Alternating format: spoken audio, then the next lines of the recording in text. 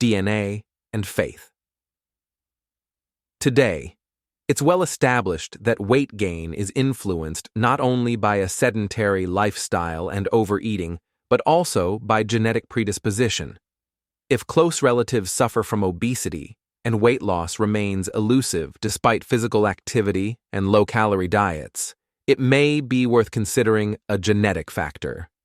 Along with such thoughts often come deeper questions like, why me?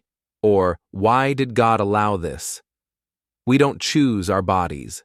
They're inherited from our ancestors. That's just how life works, whether we like it or not. While science tends to accept this with humility, it's nature. We can't help it.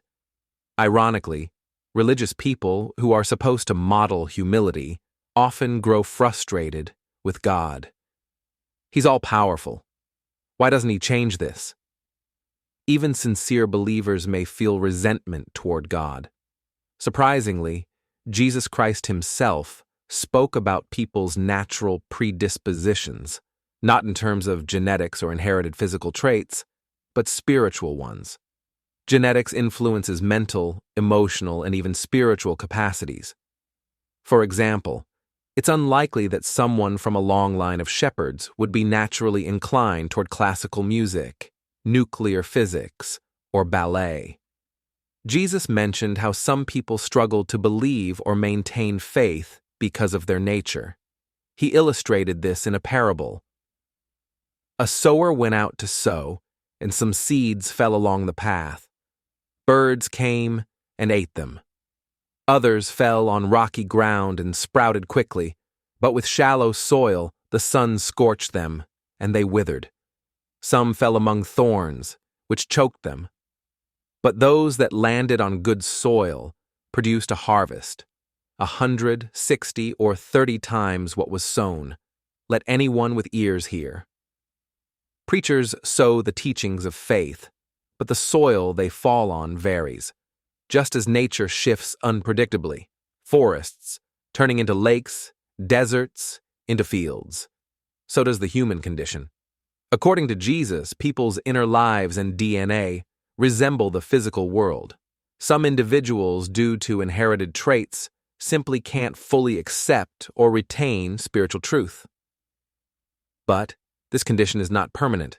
Generations pass, genetics change, and the right components eventually appear.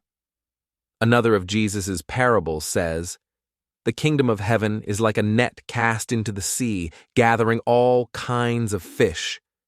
When full, the fishermen separate the good fish into baskets and throw the bad ones away." Preachers cast the net of faith, but not every fish is ready. Is a small fish to blame for being small? Of course not.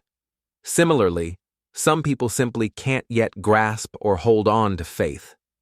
These words of Jesus bring relief amid gloomy Christian doctrines that insist all humans are cursed, having died in Adam and now consciously rebel against God.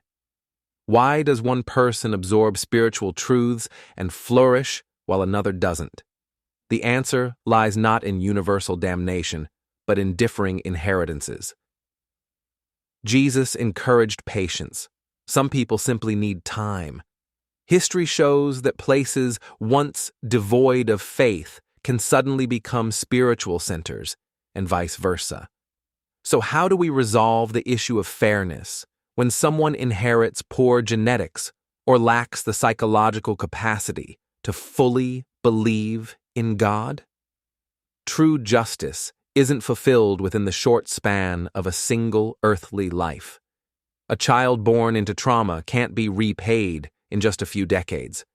Philosophically and spiritually, justice implies that every person will eventually be given an equal chance to choose or reject eternal life, regardless of their DNA. Maybe not in this life, but somewhere. Sometime.